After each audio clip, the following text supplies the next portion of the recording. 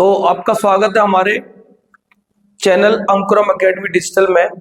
तो मैं सूरज तिवारी आपको पढ़ा रहा था क्लास 12th की फिजिक्स, और जिसमें हमारा फर्स्ट चैप्टर स्टार्ट हमने किया था इलेक्ट्रिक चार्जेस एंड फील्ड।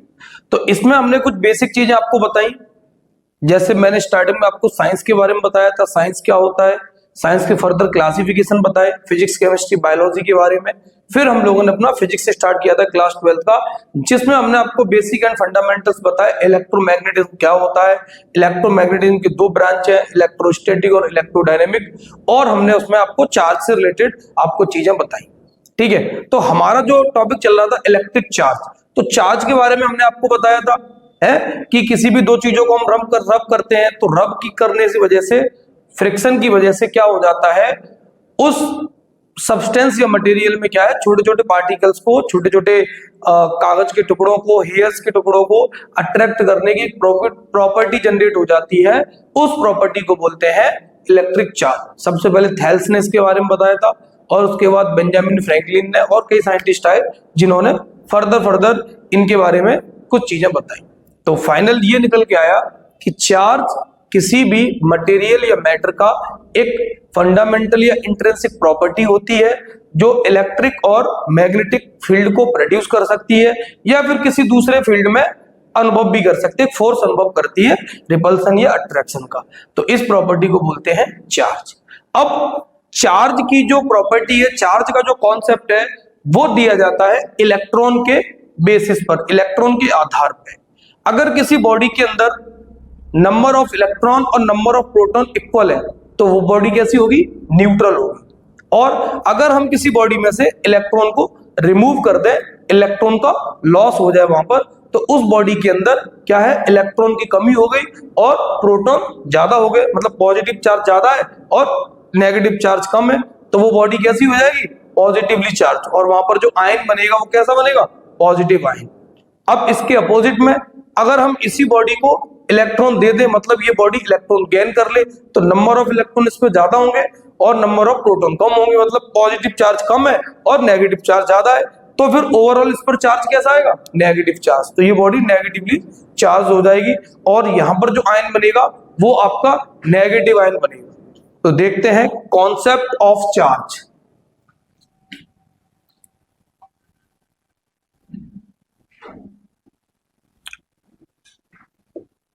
तो बच्चों, चार्ज का जो कॉन्सेप्ट दिया जाता है वो दिया जाता है on the basis of electron, on the basis of electrons.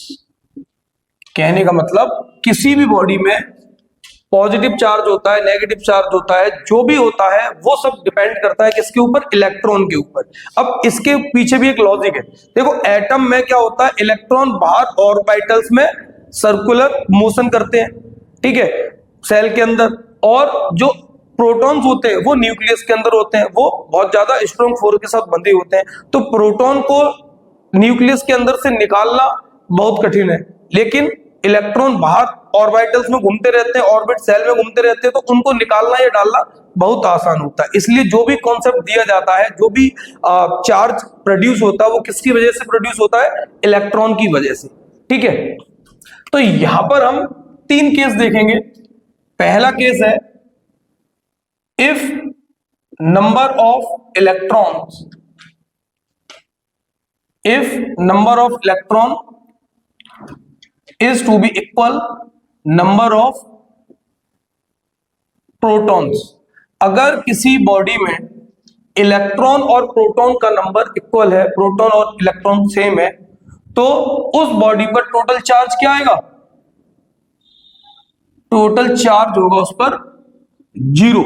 और जहां पर 0 चार्ज होता है तो बॉडी कैसी होती है, न्यूट्रल, न्यूट्रल बॉडी होगी। वो बॉडी कैसी होगी, न्यूट्रल, उस पर कोई चार्ज नहीं होगा। ठीक है, second point, if number of electrons is greater than number of protons. इसका मतलब क्या है, अगर बच्चों किसी बॉडी में नंबर ऑफ इलेक्ट्रॉन ज्यादा होंगे, मतलब वो बॉडी क्या कर लेगी, इलेक्ट्रॉन को गेन कर लेगी। अगर इलेक्ट्रॉन को गेन कर लेगी तो नंबर ऑफ इलेक्ट्रॉन ज्यादा होंगे, नंबर ऑफ प्रोटॉन कम होंगे, तो उस बॉडी पर जो चार्ज प्रोड्यूस होगा वो कैसा होगा, negative charge.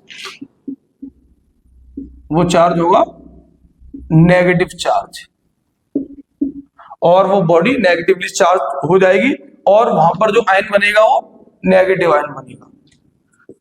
Third, if number of electrons is less than number of proton.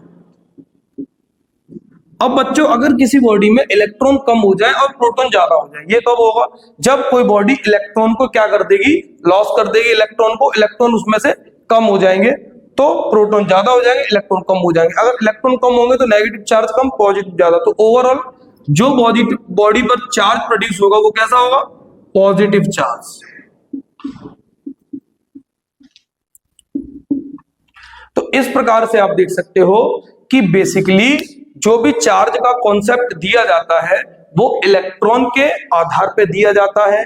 किसी बॉडी में इलेक्ट्रॉन की कमी हो जाए या इलेक्ट्रॉन की अधिकता हो जाए, इलेक्ट्रॉन की एफिशिएंसी है या डेफिशिएंसी है, उसके ऊपर डिपेंड करता है कि कैसा चार्ज प्रोड्यूस होगा। अगर किसी बॉडी में नंबर ऑफ इलेक्ट्रॉन और नंबर ऑफ प्रोटॉन दोनों बराबर हैं तो बॉडी क्या होगी, न्यूट्रल होगी, उस पर कोई चार्ज नहीं होगा, जीरो चार्ज होगा। अगर कोई बॉडी इलेक्ट्रॉन को गेन कर लेगी, इलेक्ट्रॉन उसके पास ज्यादा हो जाएंगे, तो उस पर कैसा चार्ज प्रोड्यूस होगा, वहां पर नेगेटिव चार्ज। अगर कोई बॉडी इलेक्ट्रॉन को रिमूव कर देगी, इलेक्ट्रॉन का लॉस कर देगी, तो वहां पर नंबर ऑफ इलेक्ट्रॉन कम होंगे और नंबर ऑफ प्रोटॉन ज्यादा होंगे, इसलिए वहां पर कौन सा चार्ज प्रोड्यूस होगा, पॉजिटिव चार्ज। इसके लिए हम लोग एक एग्जांपल देख सकते हैं, जैसे फॉर्मेशन ऑफ NaCl। एग्जांपल आप देख सकते हो, फॉर्मेशन ऑफ NaCl। NaCl क्या होता है, कॉमन सॉल्ट होता है, सोडियम क्लोराइड, जो कि एक आयनिक कंपाउंड होता है। तो NaCl कैसे बना बच्चों, NaCl बना आपका सोडियम और क्लोरीन से मिलके। अब यहां पर क्या होता है, इनके बीच में आयनिक बॉन्ड होता है, तो आयनिक बॉन्ड कैसे बनता है, कैसे इनके बीच में रिएक्शन होती है, इसको समझे। सबसे पहले क्या होता है, सोडियम एक मेटल है, तो सोडियम क्या करता है, सोडियम एक इलेक्ट्रॉन को लूज करके पॉजिटिव आयन बना लेता है। ठीक है, सोडियम के पास कितने इलेक्ट्रॉन होते हैं टोटल, इसका एटॉमिक नंबर कितना होता है, 11। कहने का मतलब नंबर ऑफ इलेक्ट्रॉन इसके पास होते 11 और प्रोटॉन भी इतने होंगे। ठीक है, अब इसका अगर हम इलेक्ट्रॉनिक कॉन्फ़िगरेशन करें तो क्या होता है, 281, मतलब इसके आउटर मोस्ट सेल में क्या हुआ, एक इलेक्ट्रॉन एक्स्ट्रा है, तो एक इलेक्ट्रॉन ये लूज करके एक इलेक्ट्रॉन त्याग के क्या करेगा, ये अपना ऑक्टेव कंप्लीट कर लेगा। तो यहां पर टोटल इलेक्ट्रॉन कितने हो जाएंगे, एक इलेक्ट्रॉन इसने रिमूव कर दिया, तो टोटल इलेक्ट्रॉन हो जाएंगे 10। ठीक है, और प्रोटॉन तो इतने ही रहेंगे। तो अब मुझे बताओ यहां पर सोडियम का टोटल चार्ज कितना है, देखो पॉजिटिव 11 पॉजिटिव, और इलेक्ट्रॉन का उतना ही सेम होता है नेगेटिव, तो टोटल चार्ज कितना हो जाएगा, यहां पर 0। तो टोटल चार्ज 0 होने की वजह से यहां पर जो सोडियम पर टोटल चार्ज है वो क्या है, न्यूट्रल है। तो यहां पर सोडियम क्या है, न्यूट्रल एटम है, मतलब टोटल चार्ज 0 है। यहां पर आप चेक करें, यहां पर टोटल इलेक्ट्रॉन कितने 10 और टोटल प्रोटॉन कितने 11, तो यहां पर टोटल चार्ज प्रोड्यूस होगा 11 माइनस 10, तो कितना प्लस का 1। कहने का मतलब यहां पर जो चार्ज प्रोड्यूस होगा वो कैसा होगा, पॉजिटिव चार्ज। तो यहां पर ये जो सोडियम है वो कैसा है, पॉजिटिव चार्ज है इस पर। अब दूसरा क्लोरीन की बात करते हैं। क्लोरीन है बेटा एक नॉन मेटल, और क्लोरीन के पास टोटल इलेक्ट्रॉन कितने होते हैं, 17। इसका एटॉमिक नंबर कितना है, 17, और इसके पास नंबर ऑफ इलेक्ट्रॉन कितने होंगे, 17, और प्रोटॉन भी इतने ही होंगे। और इसका अगर हम इलेक्ट्रॉनिक कॉन्फ़िगरेशन करें तो क्या हो जाएगा, 287, मतलब इसके आउटर मोस्ट सेल में कितने हैं, 7 इलेक्ट्रॉन है। तो ऑक्टेव कंप्लीट करने के लिए इसको 1 इलेक्ट्रॉन की जरूरत है, तो क्लोरीन क्या करेगा, 1 इलेक्ट्रॉन गेन कर लेगा। तो 1 इलेक्ट्रॉन गेन करके ये क्या बन जाएगा, Cl माइनस, नेगेटिव आयन बना लेगा, नेगेटिव चार्ज प्रोड्यूस हो जाएगा। तो यहां पर टोटल इलेक्ट्रॉन कितने हो जाएंगे, अब इसके पास 17 थे और एक और इसने ले लिया, तो टोटल इलेक्ट्रॉन हो गए 18। और प्रोटॉन कितने होंगे, प्रोटॉन तो उतने ही रहेंगे, प्रोटॉन में तो कोई चेंज नहीं हुआ। अब यहां पर आप मुझे बताएं टोटल चार्ज, प्लस का 17 और माइनस का 17, तो टोटल चार्ज 0। तो यहाँ पर ये जो क्लोरीन का एटम है ये कैसा है, न्यूट्रल है, कोई चार्ज नहीं इसके पास, ठीक है। यहाँ पर देखो, यहाँ पर टोटल चार्ज क्या हो जाएगा, देखो अब इलेक्ट्रॉन ज्यादा है यहाँ पर और प्रोटॉन कम है, तो प्लस के कम है माइनस के ज्यादा है, तो माइनस का इफेक्ट जनरेट होगा और यहाँ पर क्या होगा, नेगेटिव चार्ज प्रोड्यूस हो जाएगा। ठीक है बच्चों, तो यहां पर पॉजिटिव चार्ज प्रोड्यूस हुआ, तो यहां पर पॉजिटिव चार्ज +1 और यहां पर जो आयन बना इसको बोलेंगे पॉजिटिव आयन, और यहां पर जो आयन प्रोड्यूस हुआ, नेगेटिव चार्ज प्रोड्यूस हुआ, तो इसको बोलेंगे नेगेटिव आयन।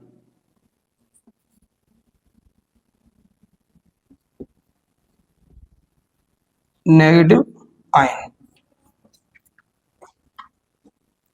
तो ये है concept of charge on the basis of electron. तो आप लोग वीडियो को पॉज करके इसको नोट कर लें।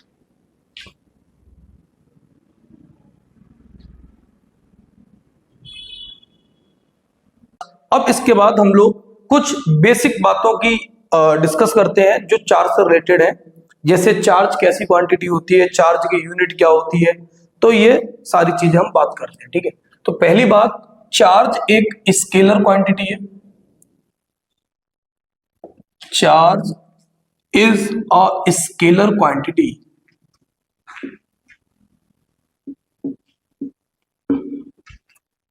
ठीक है बच्चों, अब स्केलर वेक्टर आप जानते हो, स्केलर जिसके पास मैग्नीट्यूड होता है, डायरेक्शन नहीं होती, और वेक्टर वो क्वांटिटी होती है जिनके पास वेक्टर जिनके पास मैग्नीट्यूड और डायरेक्शन दोनों होते हैं, ठीक है। तो चार्ज के पास ओनली मैग्नीट्यूड होता है, डायरेक्शन नहीं होती है, इसलिए चार्ज एक स्केलर क्वांटिटी है, ठीक है।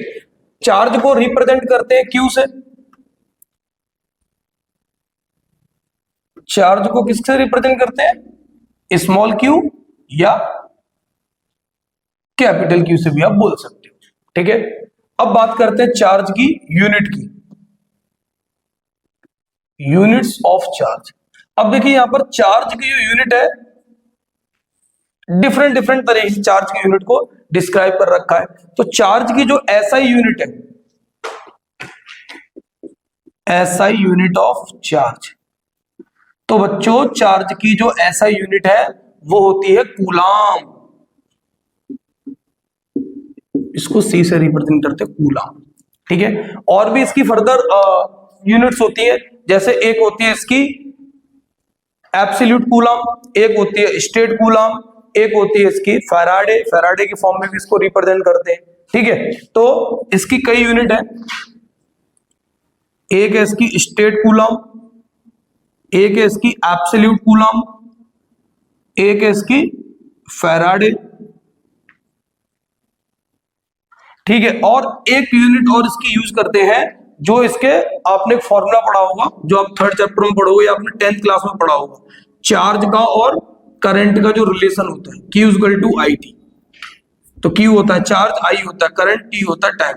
तो यहां से चार्ज की एक यूनिट बन जाएगी एम्पियर इंटू सेकेंड। तो एक यूनिट होती है एम्पियर इंटू सेकेंड। तो कहने का मतलब यहां पर आपको 5 तरह की यूनिट आपको देखने को मिल रही है। एक है कूलाम जो कि SI यूनिट है, उसके बाद स्टेट कूलाम है, ठीक है, ESU में, और एब्सोल्यूट कूलाम है EMU यूनिट, और फैराडे और एम्पियर इंटू सेकेंड, ये इसकी फंडामेंटल यूनिट है जो 1 कूलाम के बराबर होता है, ठीक है। तो अब इनमें आपस में रिलेशन क्या होता है वो लिख लो। तो 1 कूलाम = होता है 3 × 10⁹ स्टेट कूलाम, 1/10 एब्सोल्यूट कूलाम, और अगर हम बात करें एम्पियर इंटू सेकेंड की, तो 1 कूलाम = होता है 1 एम्पियर इंटू सेकेंड, और फैराडे की बात करें तो 96,500 फैराडे। ये रिलेशन होता है इनकी यूनिट में आपस में। तो इस हिसाब से बच्चों आपको दिख रहा होगा कि सबसे जो छोटी यूनिट है इनमें वो है स्टेट कूलाम, और सबसे बड़ी जो यूनिट है वो है फैराडे। तो इनमें आपस में जो रिलेशन है वो मैं लिख देता हूं। सबसे बड़ी यूनिट है फैराडे, फैराडे के बाद जो दूसरे नंबर पे आएगी वो है आपकी एब्सोल्यूट कूलाम, उसके बाद आपकी जो यूनिट आएगी वो है कूलाम, और कूलाम और एम्पियर इंटू सेकेंड ये दोनों इक्वल रहती हैं, इक्वल इनकी वैल्यू है। और सबसे जो छोटी होती है वो है आपकी स्टेट कूलाम। तो ये आपकी यूनिट्स हो गई। चार्ज की 5 यूनिट है, ऐसा यूनिट होती है कूलाम, स्टेट कूलाम होती है, एक यूनिट होती है absolute coulomb, ampere into second और फैराडे। तो ये इनमें आपस में रिलेशन होता है।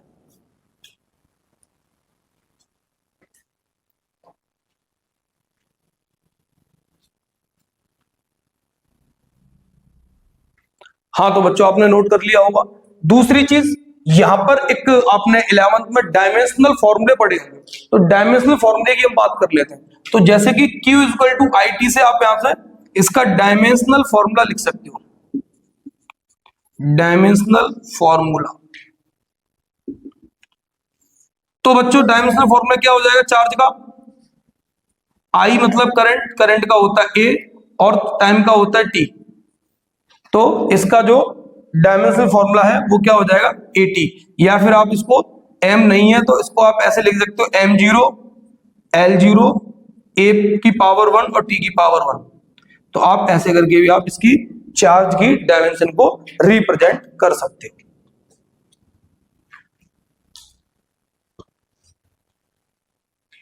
हाँ तो बच्चों इसके बाद हम लोग डिस्कस करते हैं टाइप ऑफ चार्ज। चार्ज के टाइप, कितने टाइप के चार्ज होते हैं? Types of charge. तो बेसिकली बच्चों जो चार्ज होता है वो आपके दो टाइप के होते हैं। एक होता है आपका पॉजिटिव चार्ज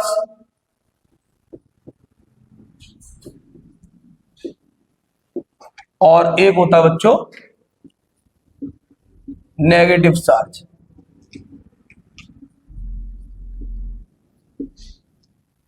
तो पॉजिटिव चार्ज और नेगेटिव चार्ज में क्या डिफरेंस है?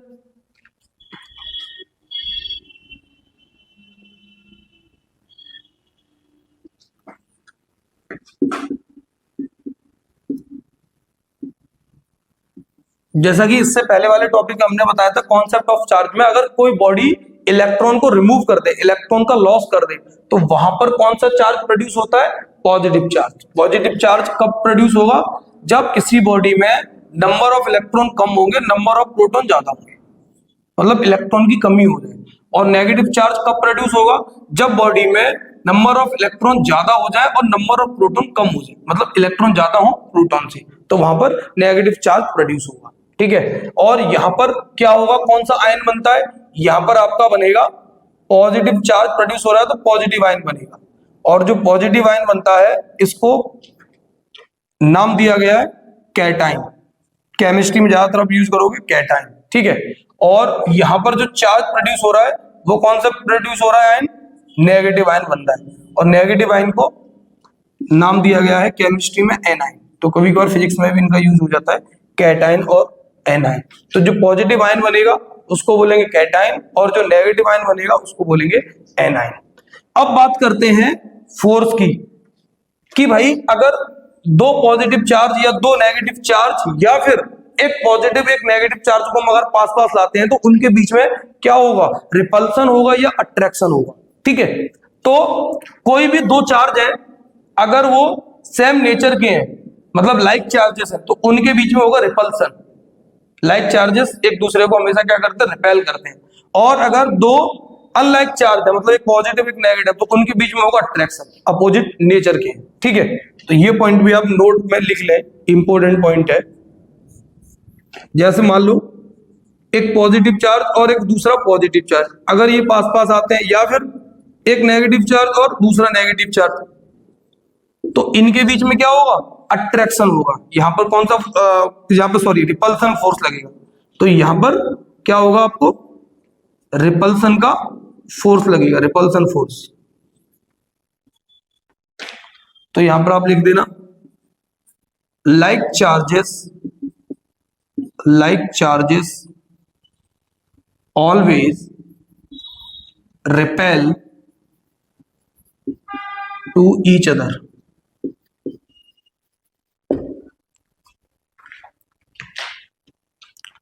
अब अगर हम बात करते हैं कि एक पॉजिटिव चार्ज है और दूसरा नेगेटिव, या फिर इधर आप नेगेटिव ले लो, इधर आप पॉजिटिव ले लो, तो ये कैसे चार्ज है?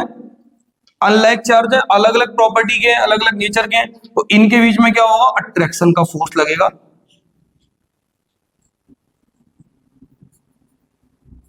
ठीक है, तो जो अनलाइक चार्ज होते हैं वो एक दूसरे को क्या करते हैं? अट्रैक्ट करते हैं। तो आप लिख देंगे unlike charges always attract to each other.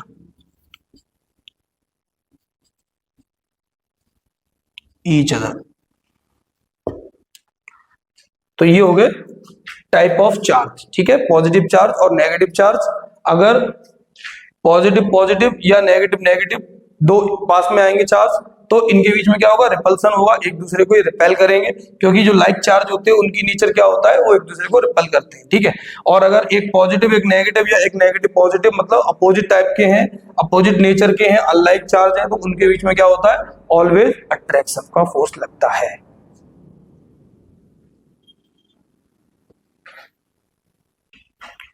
हाँ तो बच्चों, जैसे कि आप लोगों ने अभी तक देखा टाइप ऑफ चार्ज, दो प्रकार के हमने चार्ज बताए, पॉजिटिव और नेगेटिव। इसके बाद अगर किसी बॉडी से चार्ज का ट्रांसफर होता है, तो चार्ज का ट्रांसफर हमेशा मास के साथ में होता है। जैसे मान लो आपने किसी बॉडी को 2 इलेक्ट्रॉन दिए या 2 इलेक्ट्रॉन लिए, तो आप जो इलेक्ट्रॉन ले रहे हो, इलेक्ट्रॉन से तो चार्ज बनाए, नंबर ऑफ इलेक्ट्रॉन मिलकर ही क्या है? चार्ज बना रहे हैं। तो आप जितने चार्ज ट्रांसफर कर रहे हैं, मतलब क्या ट्रांसफर कर रहे हैं? आप इलेक्ट्रॉन ट्रांसफर कर रहे हैं, ले रहे हो या दे रहे हो। ठीक है, तो इलेक्ट्रॉन के पास क्या मास भी होता है, तो साथ में क्या ट्रांसफर हो रहा है? मास। तो चार्ज का जो ट्रांसफॉर्मेशन है, चार्ज हमेशा मास के साथ ही ट्रांसफर होता है, एक जगह से दूसरी जगह जाता है, तो वो मास को साथ लेके जाता है। तो आप लिख सकते हो चार्ज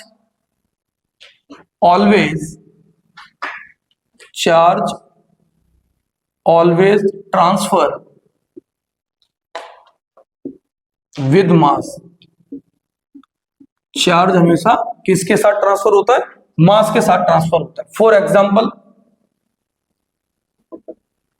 कोई हमारे पास एक कोई ऑब्जेक्ट है, कोई एलिमेंट है एक्स। अब इसने क्या किए? इसने मान लो 2 इलेक्ट्रॉन इसने गेन की।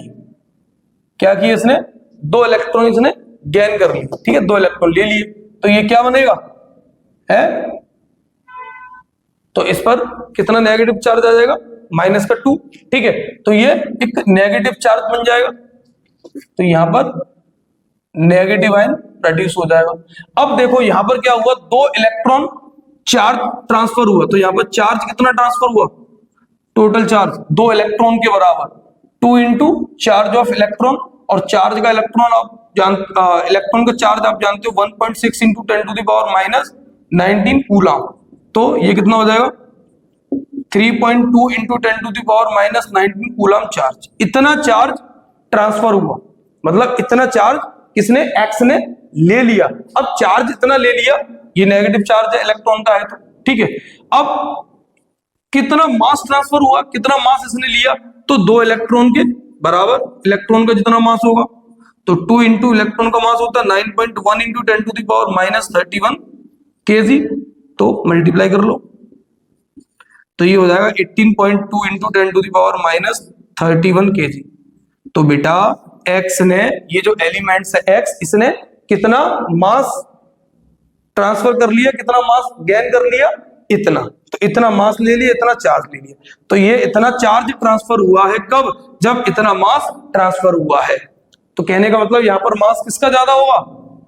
है x-2 का, एक्स से, क्योंकि इसने गेन किया इलेक्ट्रॉन। ठीक है, तो कहने का मतलब ये है चार्ज जब जब ट्रांसफर होगा तब तब किसके साथ होगा?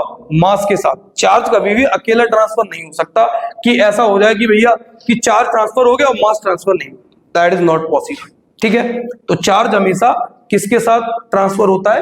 मास के साथ। तो आज हमने चार्ज के बारे में बेसिक बातें पढ़ी। आगे आने वाले लेक्चर में, आगे आने वाले एपिसोड में हम लोग क्या देखेंगे कि चार्ज की प्रॉपर्टी क्या होती है। चार्ज की बेसिकली 3 प्रॉपर्टी होती है। चार्ज क्वांटाइज होता है, क्वांटाइजेशन होता है चार्ज का, कंजर्वेशन होता है और चार्ज एडिटिव नेचर रखता है। तो अगले जो लेक्चर होगा हमारा, उसमें हम लोग चार्ज की प्रॉपर्टी से रिलेटेड चीजों को पढ़ेंगे। अगर बच्चों आपको वीडियो इंफॉर्मेटिव लगी, अगर वीडियो आपको अच्छी लगी तो वीडियो को लाइक करें और चैनल को सब्सक्राइब कर लें अगर अभी तक आपने चैनल को सब्सक्राइब नहीं किया है, और आप अपनी कमेंट्स करके हमारी अच्छाइयां और हमारी बुराइयां, हमारे लेक्चर में आपको क्या चीजें अच्छी लग रही है, क्या उसमें कमियां हैं, वो भी आप बता सकते हो। Thank you.